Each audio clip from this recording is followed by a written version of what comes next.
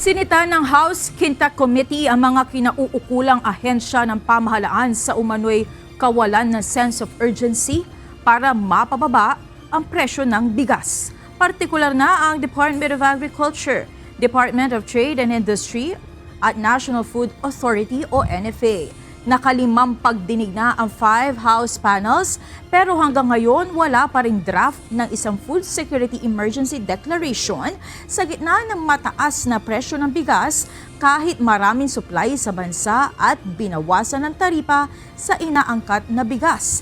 Layo ng deklarasyong bigyan daan ang National Food Authority na makapagbenta ng mas murang bigas sa merkado. Kailangan nyo nang i-declare na meron tayong emergency because clearly merong extraordinary price levels as a result of the non-translation of the tariff reductions on the current price levels. And this was many weeks ago. Meron na, Mr. Chair. Tapos na yung draft. Umiikot Sino nga. ayaw pumirma? Wala naman. Yun lang. The usual... Sino hindi pumipirma? Sinong hindi pa pumipirma? Double check ko lang kasi kahapon na finalize yung version na okay na sa lahat. Kasi nga, meron mga... It's more of the wordings kasi dumadaan sa mga the usual complete staff work of...